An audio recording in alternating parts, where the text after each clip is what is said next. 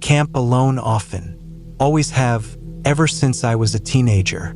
There's something about being completely alone in the wilderness that feels right. No phone, no distractions, just the sound of the wind in the trees and the distant call of an owl.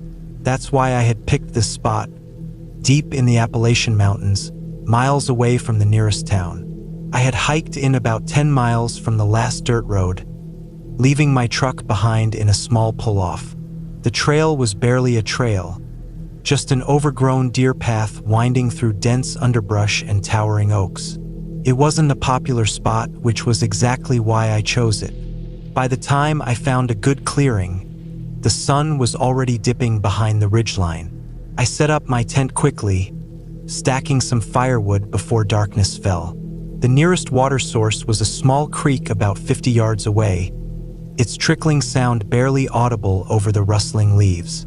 The air smelled like damp earth and pine, and the only movement came from the occasional squirrel darting through the undergrowth. It was peaceful.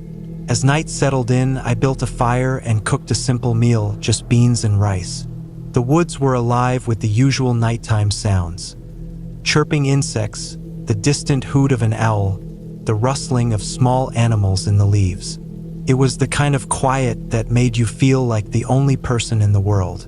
And then, just as I was finishing my food, I heard something that didn't belong. Footsteps, deliberate, slow, coming from somewhere in the trees behind my tent. I froze, spoon halfway to my mouth. The fire crackled, casting flickering shadows on the tree trunks. My eyes scanned the darkness beyond the firelight, searching for movement. Nothing. I listened hard, straining my ears over the ambient noise of the forest. For a long moment, there was only silence. Then another step. I swallowed hard and reached for my flashlight, clicking it on and sweeping the beam across the trees. The light barely penetrated the dense foliage, but I saw nothing unusual. Just trees, underbrush, and shifting shadows. Maybe an animal, I told myself. A deer, a raccoon, something harmless. Still, I kept the flashlight on my lap as I banked the fire for the night. The feeling of being watched crept up my spine, but I forced myself to shake it off. It was just my imagination. I had camped alone dozens of times before, and I had let the isolation get to me before. That night, I zipped myself inside my tent, knife tucked close to my sleeping bag. I told myself it was nothing. I told myself that everything was fine. I was wrong. I woke to the sound of breathing, deep, slow, right outside my tent. I stayed completely still, my pulse hammering so hard I could hear it in my ears. The fire had burned down to embers, leaving my campsite in near total darkness. My mind raced through possibilities. A bear? A coyote? Then came the footsteps. They moved around the tent, slow and deliberate. Crunch, pause, crunch. Whoever or whatever was out there was circling my tent. I reached for my knife, gripping it so tightly my knuckles ached. My other hand found the flashlight. I knew I had to act fast. If it was an animal, I needed to scare it off. If it was a person, I didn't want to think about that. With a deep breath, I clicked on the flashlight and unzipped the tent in one swift motion, shining the beam into the darkness. Nothing. The woods were still, silent. Even the usual night sounds, the insects, the frogs, the distant owl were gone. My campfire flickered weakly, casting dim light on my gear. The underbrush was undisturbed, but I knew I hadn't imagined it. I stepped out slowly, scanning the area with my flashlight. The hairs on my arms stood on end. Someone had been out here. Someone had been watching me. I stayed awake the rest of the night, knife in one hand, flashlight in the other. Every so often, I thought I heard something moving in the distance, but I never saw anything. At first light, I checked the ground around my tent. There were no footprints, no disturbed leaves, no sign that anyone had been there at all. I should have left that morning. Any sane person would have. But I didn't. I convinced myself that I had imagined it, that I was just spooked by the isolation, by the sounds of the forest at night. I had come out here to be alone, and I wasn't about to let some bad dreams ruin that. I spent the morning fishing at the creek, trying to shake the uneasy feeling in my chest. The sun was bright, the air crisp and cool. Everything felt normal. By the afternoon, I had almost convinced myself that nothing had happened. But then, as I was gathering more firewood, I found something that stopped me cold. A footprint. A single human footprint in the soft mud near the creek. It was fresh. Too fresh. I wasn't alone out here. I stared at it for a long time, my mind running through every possibility. A lost hiker? A hunter? Someone else out here, just passing through? Or had they been watching me? I turned and walked back to camp, trying to keep my pace steady. My hand rested on the knife at my belt. The feeling of being watched was back, stronger than ever. That night, I built my fire high. The light pushed back the darkness, but it didn't push back my fear, because I knew without a doubt that someone was out there, and they were watching me. I didn't sleep. Every time I closed my eyes, I imagined that footprint. Imagined someone standing in the trees, watching me as I slept. Around midnight, I heard it again. Footsteps, closer this time. I sat up slowly, gripping my knife. The fire was still burning, but the darkness beyond it was absolute. The footsteps stopped just outside the fire's reach. I held my breath, waiting. Then a whisper, low, indistinct, like someone muttering to themselves. I couldn't understand the words. My heart pounded. My throat went dry. I wanted to call out, to demand who was there, but I couldn't force the words out. Then, just as suddenly as it had started, the whispering stopped. Silence. I sat there for hours, staring into the darkness, waiting. By the time dawn broke, my mind was made up. I was leaving. I packed up in record time. My hands were shaking as I stuffed my gear into my pack. I kept glancing over my shoulder, expecting to see someone watching me, but the woods were still, too still. The hike back to my truck felt longer than it should have. Every rustle of leaves, every snapping twig sent a jolt of adrenaline through my veins. I didn't stop, didn't rest. When I finally reached the dirt road, my truck was still there. The sight of it nearly made me collapse with relief. I threw my gear in the back, started the engine, and didn't look back. As I pulled onto the road, I saw something in my rearview mirror, a figure standing just at the tree line, still, watching. By the time I hit the highway, I had convinced myself it was my imagination, but I haven't camped alone since.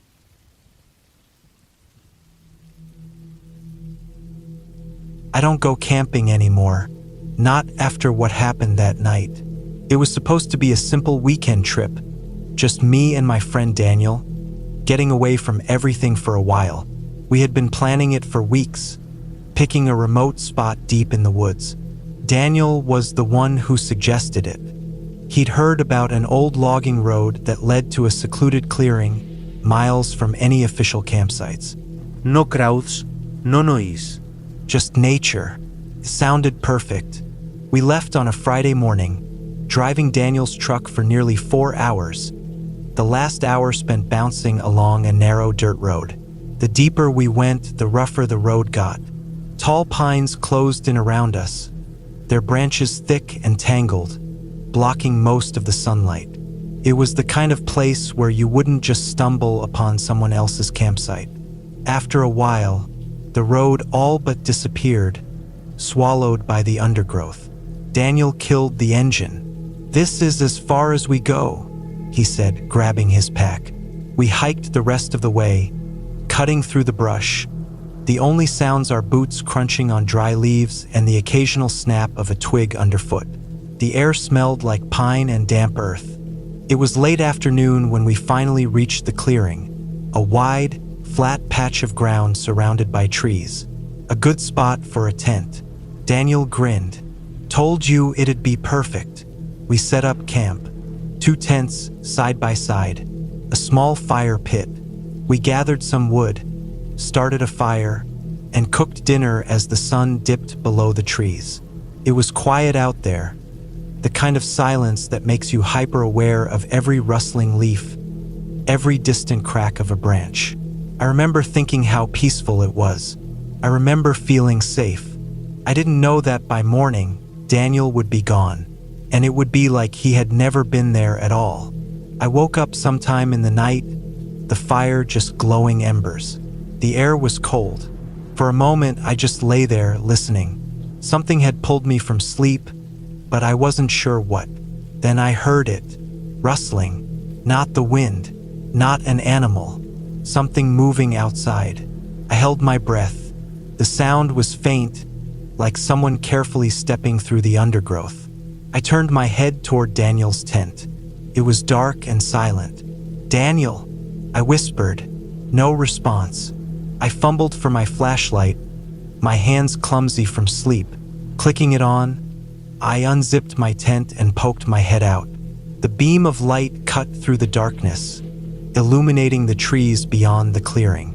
Nothing, no movement, just the fire's dying glow and the quiet shapes of our tents. I swept the light toward Daniel's tent. It looked normal, the fabric barely stirring in the breeze. But the rustling was gone. Maybe it had been a raccoon, or the wind shifting the leaves. My heart was still hammering in my chest, but I told myself it was nothing. I zipped my tent back up and lay down, staring at the ceiling. Took a long time to fall asleep. That was the last time I ever saw Daniel. I woke up at dawn to an eerie stillness. The first thing I noticed was the cold. It felt wrong, too sharp, too deep, like the warmth of the previous day had been drained from the air. I sat up, rubbing my arms, and glanced at Daniel's tent. It was gone. I froze. My brain struggled to process what I was seeing. The spot where his tent had been was empty, not flattened, not disturbed, just gone. The earth beneath was undisturbed, covered in the same scattered pine needles as the rest of the clearing. I scrambled out of my sleeping bag, stepping barefoot onto the cold ground. My breath came fast and uneven as I turned in a slow circle, scanning the trees. "Daniel!" Silence.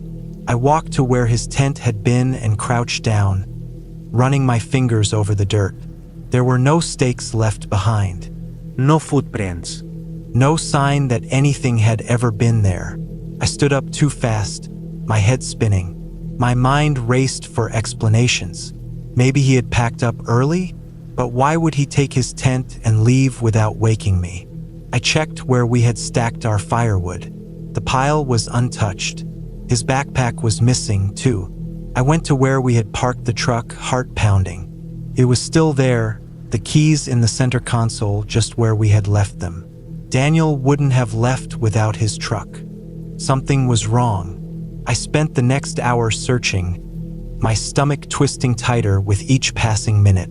I called his name, my voice breaking the unnatural silence. No answer. I hiked in widening circles around the clearing, pushing through dense brush, my boots crunching over dry leaves. Every so often, I would stop and listen, expecting to hear footsteps, a distant call. Something. Nothing. After a while, I stopped shouting. My throat was raw, and I just knew, there wasn't going to be an answer. The only thing left to do was hike back to the truck and drive for help. But as I turned to head back, something caught my eye. A single, fresh footprint in the dirt. Daniel's boot print. I exhaled sharply, relief washing over me. He had gone this way. He had to be close. I followed the print, my pulse quickening. Then I saw another, and another, a clear trail leading away from the campsite. And then, they just stopped. The last print stood alone in the dirt, crisp and deep. Beyond it, nothing, as if Daniel had just vanished mid-step. I don't remember the hike back to the truck, only the sensation of my legs moving, my breath coming in short, panicked gasps. I drove straight to the nearest ranger station, my hands gripping the wheel so tight my knuckles ached. They organized a search party. Dozens of volunteers scoured the area. They found nothing. No footprints. No gear. No sign that anyone had ever camped in that clearing. Not even the spot where our fire had burned the night before. I tried to tell them. I tried to explain that I had seen Daniel's tent, that I had sat beside him by the fire, that his boot prints had been there until they weren't. But in the end, it didn't matter. Daniel was gone. They ruled it an accident. Maybe he got lost in the night. Maybe he fell into a ravine, his body carried away by the river. But I know what I saw, and I know what I didn't see. There were no tracks leading away from that last footprint. No disturbed leaves, no snapped twigs. He didn't walk away. He just ceased to exist. And I have spent every night since wondering when it will be my turn.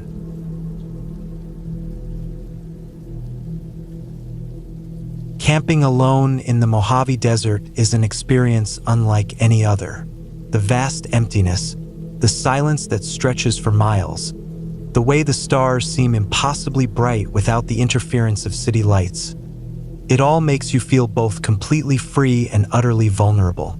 I had planned this trip for months. I wanted isolation, time away from the chaos of everyday life. No phone, no emails, no traffic, just me, my tent, and the desert. I chose a spot well off the beaten path, miles from the nearest road. There was no one else around, just the occasional coyote in the distance and the rustling of dry sagebrush in the wind. I arrived in the late afternoon, the heat still oppressive but beginning to wane as the sun dipped lower in the sky. My backpack was heavy, full of water, food, and gear, but the hike-in had been manageable. By the time I found a suitable campsite near a rocky outcrop, the temperature had dropped enough for comfort. I set up my tent quickly. The desert isn't the place to fumble with gear as the light fades. Night falls fast here, and the temperature can plummet.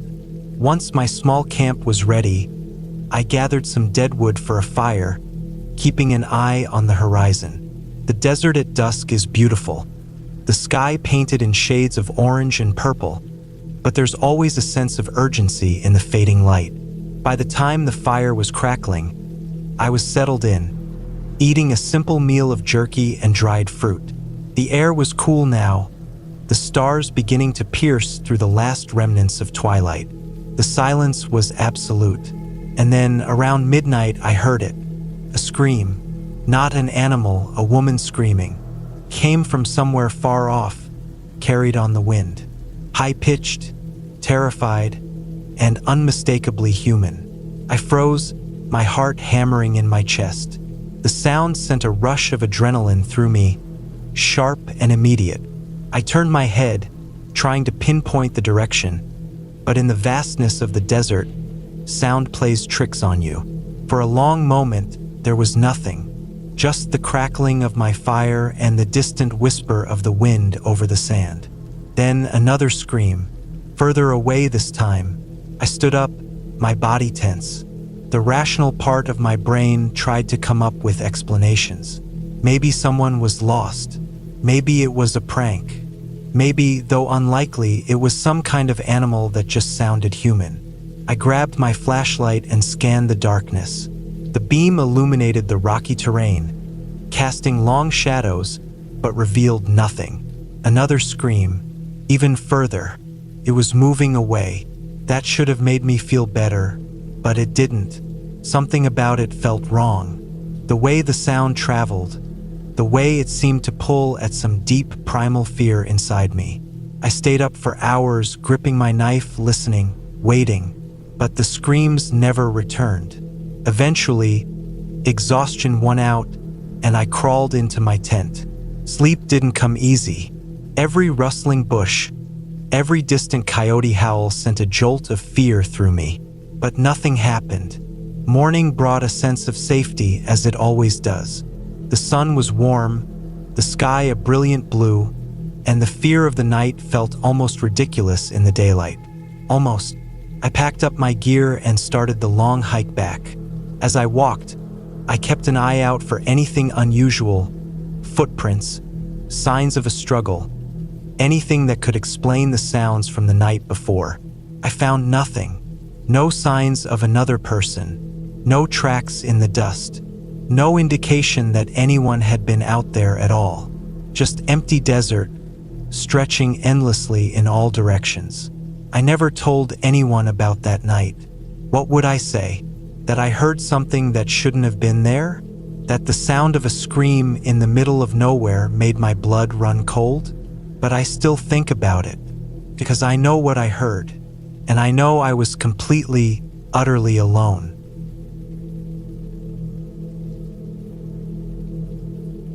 Camping alone in Oregon's dense forests wasn't something I did lightly. I had years of experience hiking, setting up camp in remote places, and handling myself in the wilderness.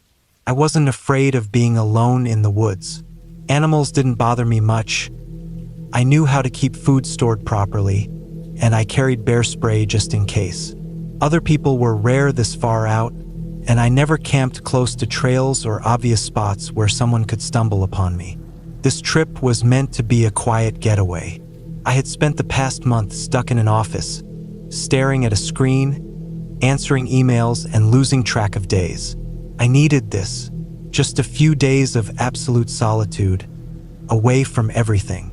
The drive took me about 6 hours from where I lived, and by the time I reached the forest, I could feel the tension leaving my body. The trees here were massive, old growth, thick with moss and ferns at their bases. The ground was soft, covered in layers of damp earth and fallen pine needles. The scent of the woods was strong, clean, and fresh. I hiked for about 5 miles off the nearest trail, going deeper than most casual hikers would bother with. My goal was a small clearing near a slow-moving stream. I had been there once before, about a year ago, and I remembered it as being one of the most peaceful places I'd ever camped. By late afternoon, I had reached the clearing. The sun was still high, but the trees blocked most of it, casting the area in shifting shadows. I set up my tent, built a small fire pit, and gathered some dry wood. The only sounds were the occasional rustling of squirrels in the trees and the steady trickle of the nearby stream. By nightfall, I was sitting by the fire, eating a simple meal and enjoying the silence. The sky had darkened completely, the stars barely visible through the thick canopy. I wasn't afraid of the dark. I had camped enough times to know that the night wasn't something to be scared of. But then, just as I was about to turn in for the night, I heard it. A single, heavy footstep. I froze, the bite of food still in my mouth. My first thought was that a deer had wandered close to camp. But this wasn't the light, careful step of a deer. It was heavier, more deliberate. I put my plate down slowly and grabbed my flashlight. Another step. Closer. I clicked on the light and swept the beam across the trees. Nothing. Just darkness and thick undergrowth. I listened. Everything was silent. No crickets. No owls. The woods had gone completely still. I swallowed hard. It was probably an animal, I told myself. Maybe a black bear moving through the undergrowth. I had seen them before while camping, and they usually wandered off if left alone. I made a point not to leave food scraps around, so there was no reason for one to stick around. But then I heard breathing. Not the soft, snuffling breaths of an animal sniffing for food. This was deeper, slow, controlled, like someone trying to breathe quietly but still being loud enough for me to hear. My chest tightened. My mind raced through possibilities. A hunter? Another camper? But why wouldn't they say something? Why just stand there, hidden in the trees? Breathing? Cleared my throat. Hello! Silence. The breathing had stopped. I scanned the trees again. Nothing. I was suddenly very aware of how far I was from civilization. My car was miles away, the nearest trail even farther. No one knew exactly where I was. I shook my head. trying to push the unease away. I wasn't going to let my imagination ruin the trip. Maybe it was just my mind playing tricks on me, making the wind in the trees sound like something else. I banked the fire, zipped my tent, and climbed into my sleeping bag. I lay there for a long time, listening. I could hear my own heartbeat, slow but strong. The fire outside crackled faintly. The night was still. Then footsteps, circling my tent. My whole body tensed. These weren't small movements. They were slow, deliberate, pacing, heavy. I could hear the weight in them. I held my breath. The steps would stop for a few seconds, then start again, always from a different spot. Moving, circling. I swallowed hard, gripping the knife I kept in my sleeping bag. I wanted to call out again, but my throat was dry. What if this was someone trying to scare me? Or worse? I listened. The steps continued.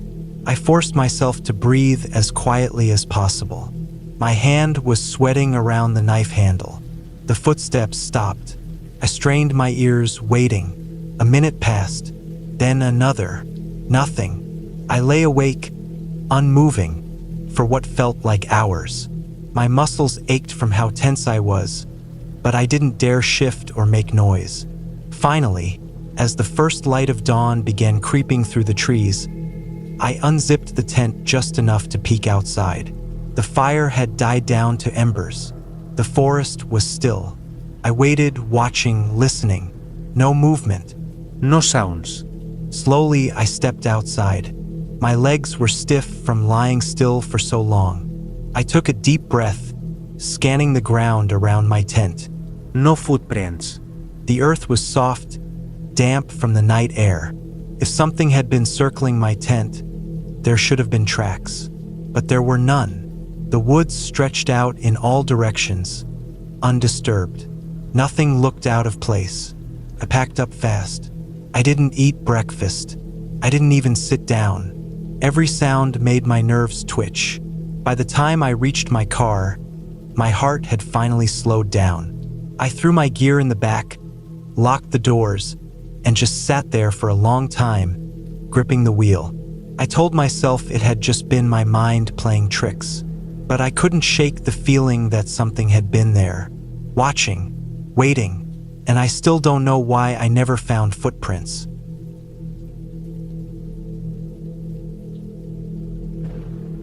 I've always been drawn to remote camping spots, the kind of places where you don't see another person for miles, where the trees feel untouched, and the nights stretch long and quiet. My girlfriend, Claire, shared the same love for isolation. So when we planned a weekend camping trip in a Tennessee forest, we picked a spot far from any designated campground. The place we chose was deep in the woods, accessible only by a rough hiking trail that took nearly 4 hours to traverse. We had spent weeks looking for a location that wasn't marked on most maps, a place where we wouldn't run into weekend campers blasting music or leaving trash behind. After cross-referencing satellite images and old hiking forums, we found what looked like the perfect site. A small clearing near a creek, surrounded by dense trees. We arrived in the late afternoon, our backpacks heavy with supplies. The hike had been tough, especially the last mile, where the trail turned steep and uneven. By the time we reached the clearing, the sun had begun its slow descent, casting long shadows through the trees. The area was perfect. The creek ran clear, its gentle sound adding to the peace of the place. The ground was flat, with soft dirt and just enough space for our tent and a small fire pit. As we set up camp, we talked about how quiet it was. Too quiet. No distant hum of traffic, no airplanes overhead. Just the occasional rustling of leaves and the sound of water trickling over rocks. Claire joked that it felt like we had stepped into another world, a place untouched by time. By the time we had our tent up and a small fire going, the sky had darkened to deep blue. We cooked a simple meal, just some canned soup and bread, then sat by the fire, watching the flames dance. That's when we saw it. A flashlight, far in the distance, Deep in the trees, a small, bobbing light. At first, I wasn't even sure it was real. Maybe it was a reflection, or my tired eyes playing tricks on me. But then Claire whispered, "Do you see that?" I nodded, suddenly very aware of the vast emptiness around us. The light moved, slow, deliberate, coming toward us. "Maybe it's a hiker," I said, though I didn't believe it. No one would be hiking this late, and there were no trails leading to where the light was coming from. Claire gripped my arm. "Should we call out?" I hesitated. Something felt wrong. The way the light moved, it wasn't searching, wasn't scanning the ground like someone looking for a path. It just floated forward, steady, deliberate. I cleared my throat and called, "Hello!" No response. The light kept coming. A slow, unnatural dread settled in my stomach. If it was another camper, why wouldn't they answer? Why would they be walking through dense woods, no path, no noise, just that light moving ever closer? The fire crackled beside us, suddenly feeling too small, too exposed. Claire squeezed my arm tighter. The light stopped. It hovered, unmoving, maybe 50 yards away, close enough that we should have seen a figure holding it. But there was nothing, just the light, suspended in the darkness. Then it blinked out. The woods swallowed it in an instant, and we were left in complete silence. A long moment passed. Neither of us moved. My heart pounded so hard I could hear it in my ears. "Maybe it was," Claire started, but before she could finish, the light reappeared. Closer, 30 yards away now. My breath hitched. It had moved without a sound. No footsteps, no rustling of leaves. Just closer. I grabbed the flashlight from my pack and flicked it on, aiming it toward where the other light had been. My beam cut through the trees, illuminating nothing but trunks and branches. The other light had disappeared again. Claire stood, gripping my arm. "We need to go." I nodded, already reaching for my pack. We could leave the tent, grab the essentials, and hike back to the car. For hours in the dark wouldn't be fun, but staying here felt worse. Then, the light came back, behind our tent. My throat went dry. That wasn't possible. The ground here was covered in dry leaves and twigs. There was no way someone could have circled behind us without making a sound. "Go," he whispered. Now. We moved fast. I grabbed my backpack and doused the fire with my water bottle, plunging us into near total darkness except for my flashlight beam. Claire was already shouldering her pack, her breathing shallow, panicked. The light behind the tent didn't move. We turned and started walking. Fast. The trail was hard to find in the dark, but I didn't care. I just needed to put distance between us and that thing, whatever was holding that light. We made it maybe 20 yards before Claire grabbed my arm and let out a choked gasp. The light was ahead of us now, blocking the trail. I felt a rush of cold terror. That wasn't possible. No one could have moved that fast, through thick trees without making a sound. My mind screamed at me to run, but my body wouldn't move.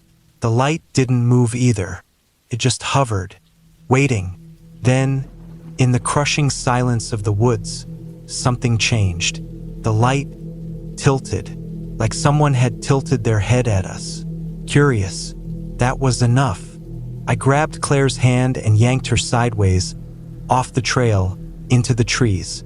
Branches whipped against my arms, the ground uneven beneath my boots. We crashed through the undergrowth, running blind. I didn't stop, not until my lungs burned and my legs ached. Only then did I dare to look back. Nothing. No light, no sound, just endless black forest. We kept moving, slower now, trying to stay quiet. My hands shook as I checked my phone, no service. Of course. For the next 2 hours, we hiked in silence, every rustling leaf making my pulse spike. Every shadow felt like it was watching. Eventually, we saw the faint glint of the car's windows ahead. Relief flooded me. But I didn't let myself relax until we were inside, doors locked. We sat there, breathing hard, staring at the dark woods. And then, as I reached for the ignition, Claire whispered, "Look!" Through the trees, far in the distance. A small, bobbing light. Watching. We didn't wait. I started the car and tore down the dirt road, not slowing until we hit the highway. We never went back. Never even checked if we left anything behind. I still don't know what we saw that night. Person? Maybe. But I don't know how a person could have moved like that, silent, fast, appearing and disappearing without a sound. I just know we weren't supposed to be there, and whatever was out there, it wanted us to know that too.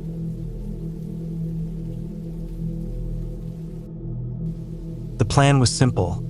Hike deep into the Rockies, camp by a river for 3 nights, and enjoy some solitude away from everything. I had done trips like this before, but something about this one felt different. I started early in the morning, the air crisp with the first signs of autumn.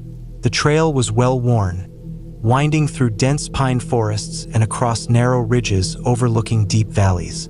I made good time, covering almost 15 miles before stopping for a break near a small creek. The sky was clear when I set out that morning, but around noon, thick clouds rolled in over the peaks. The air turned heavy the way it does before a storm. I checked my map and realized I was still hours away from my planned campsite. By late afternoon, the first raindrops started falling. At first, they were light, cool against my skin. But within minutes, the drizzle became a downpour. The wind howled through the trees, bending them like blades of grass. I picked up my pace. I was miles from any shelter, and my rain gear wasn't holding up against the wind. Then I saw it through the trees, barely visible in the dimming light.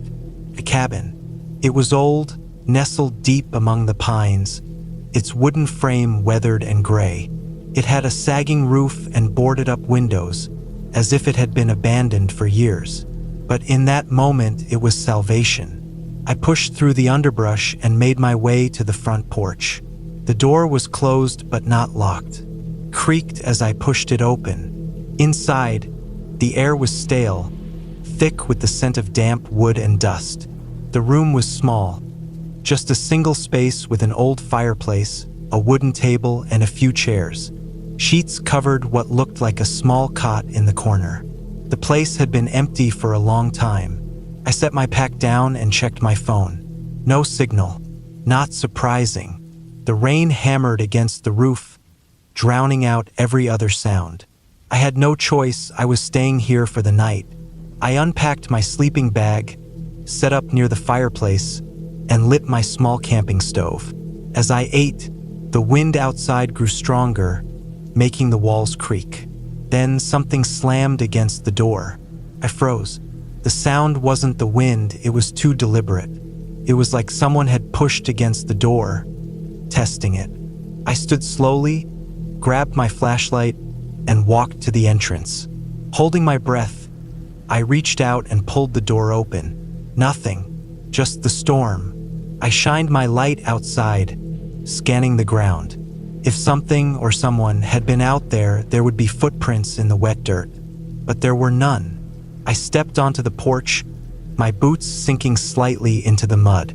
No prints, no signs of movement, nothing. Shaking off the unease creeping up my spine, I closed the door and locked it with the old wooden latch. The storm continued to rage outside, and I tried to convince myself it had just been the wind. But I didn't sleep easily. The storm had passed by morning, leaving behind a sky that was pale and empty. I packed up my gear, ready to continue my hike. But when I stepped outside, my stomach dropped. The ground, which had been soaked and muddy the night before, was pristine, untouched. No footprints, not mine, not any animals, nothing. I turned back to the cabin. The door was open. I knew for a fact I had latched it shut before going to sleep. My mind raced. Maybe the wind had forced it open? Maybe I had somehow forgotten to lock it? Still, something about it felt wrong. I stepped inside. My sleeping bag was where I had left it. My pack was untouched. Everything looked normal, but I felt like I was being watched. I told myself I was overreacting. I needed to leave now, but as I shouldered my pack and took a step toward the door, I noticed something on the floor near the fireplace. A single pine needle. At first, it didn't seem strange. The cabin was surrounded by trees. But then I realized there hadn't been any pine needles inside the night before. I had checked. The floor had been covered in dust, undisturbed. But now, right there in the middle of the room was a single fresh pine needle. I stared at it for a long time. Then I walked out and didn't look back. The day's hike was rough. My nerves were shot, and I couldn't shake the feeling that I wasn't alone. Every time I stopped to rest, the woods felt too quiet, like something was listening. As the sun started to set, I found a clearing near a river and set up camp. It was a good spot, flat ground, plenty of firewood, and no sign of recent animal activity. Still, I couldn't relax. I built a fire and sat with my back against a tree, watching the flames. I kept glancing over my shoulder, scanning the darkness. The feeling hadn't left me. I told myself it was paranoia, but then around midnight I heard it. A single, heavy footstep. Not an animal, not a branch falling. A step came from the trees behind me. I turned slowly, my flashlight shaking in my hand. The beam cut through the darkness, but all I saw were trees. Then another step, closer this time. I stood up, gripping my knife. Who's there? Silence. I didn't sleep that night. By sunrise, I had made up my mind. I was cutting the trip short. As I packed up my gear, I noticed something strange in the dirt near my tent. A single pine needle. I stared at it, heart hammering. I had camped nowhere near pine trees. The only place I had seen a pine needle was in that cabin. I didn't wait around to think about it. I hiked fast, barely stopping to catch my breath. Every time I glanced over my shoulder, I felt like something was just out of sight, watching. It took me the entire day, but by sunset, I finally reached my car. I threw my pack inside, slammed the door, and locked it. My hands were shaking as I started the engine. As I pulled onto the dirt road, I glanced at my rearview mirror. The trail behind me was empty. The forest was still. But for the briefest moment, just before I turned a bend, I thought I saw something standing between the trees. Tall, motionless, watching. Then it was gone. I never went back.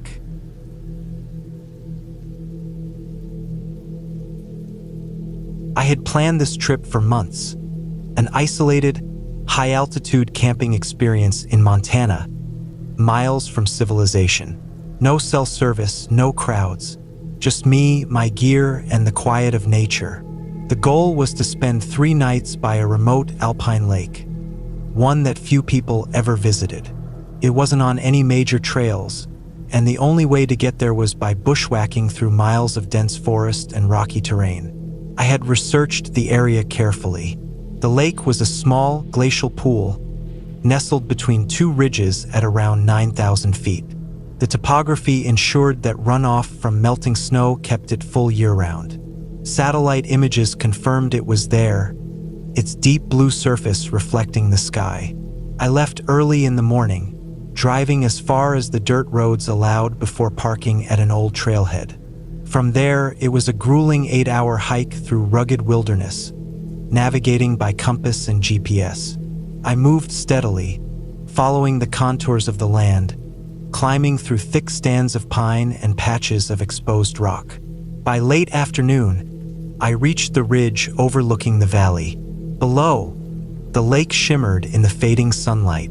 It was exactly as I had seen in photos, round, maybe 200 yards across, ringed by steep rock walls on one side and dense forest on the other. Perfect place to camp. I descended carefully, picking my way through the boulders and loose soil. As I got closer, the water looked even more inviting. dark and still, reflecting the sky like a mirror. I found a flat, grassy patch near the shoreline and set up my tent. I gathered firewood, boiled some water, and made a quick meal. The air was crisp, the silence deep. As night fell, I lay in my tent, listening to the occasional rustling of small animals in the underbrush. The lake was just a few yards away, barely visible in the moonlight. I felt completely alone, and for the first time in a while, that was exactly what I wanted. I woke up once in the middle of the night, feeling strangely alert. The air was perfectly still. No wind, no animal sounds, just silence. I listened for a while, then drifted back to sleep. I woke with the first light, feeling refreshed. I stepped out of my tent and stretched, ready to start the day. But as I turned toward the lake, my breath caught in my throat. The lake was gone. I blinked, staring at the empty space where the water had been. My mind struggled to process what I was seeing. The basin was dry, not partially drained, not reduced to a muddy puddle, but completely dry, as if no water had ever been there. The exposed ground was cracked and barren, with no sign of recent moisture. My footprints from the day before, the ones I had made when setting up camp, ended abruptly at the edge of the vanished lake. I took a few hesitant steps forward, my boots crunching on dry rock. I knelt and ran my fingers over the ground. It was solid, baked by the sun. There was no dampness, no mud, just dry, cracked earth. I looked around in confusion. There had been no sound, no rushing water in the night. If the lake had drained, I would have heard it. And even if it had somehow leaked underground, there should have been wet soil, evidence of where the water had gone. But there was nothing. I stood up and scanned the area. The trees were the same, the ridges unchanged. I was in the right place. There was no mistaking it. But the lake, the one I had seen less than 12 hours ago, no longer existed. I walked the perimeter of the empty basin, looking for any sign of what had happened. No animal tracks, no collapsed earth, no sign of movement, just empty space. I checked my GPS. It showed the lake exactly where it should be. I pulled out my topographic map, same thing. There was no logical reason for the water to be gone. I considered the possibility of an underground sinkhole, but there were no signs of collapse. The ground was solid. Besides, a full lake wouldn't just disappear overnight without any trace. I thought about staying another night to observe, to see if something else changed. But an uneasy feeling had settled in my stomach. Something was wrong here. I packed up quickly, my movements hurried and clumsy. I wasn't sure why, but I felt an overwhelming urge to leave. The silence felt heavier now, oppressive. The normal sounds of the wilderness, birds, insects, the distant rustle of wind through trees, were absent. I started hiking back, glancing over my shoulder every few minutes. The dry basin remained, a stark and unnatural void in the landscape. As I descended the ridge, I kept replaying the events in my head. Had I imagined the lake? No, I had seen it. I had touched the water. It had been there. By the time I reached the lower forest, I felt a little better. The normal sounds of nature returned, chirping birds, the rustle of leaves in the breeze. It was as if I had crossed some invisible boundary, stepping back into the real world. When I reached my car, I threw my gear into the trunk and sat behind the wheel, hands gripping the steering wheel. I took a deep breath, then started the engine. Back in town, I searched for any historical accounts of the lake disappearing. Nothing. No records, no reports. It was supposed to be a permanent glacial lake. I even checked satellite imagery from previous years. The lake was always there, every single year. A week later, I contacted a local geologist. I described the location and asked if such a thing was possible. He said that a lake vanishing overnight without a trace was highly unlikely. Even a massive underground drainage event would leave evidence. But there was nothing. I haven't gone back. Something about that place felt wrong, like I had witnessed something I wasn't supposed to see. And the worst part? Sometimes, late at night, I check the satellite images again, and the lake is still there, right where it's always been.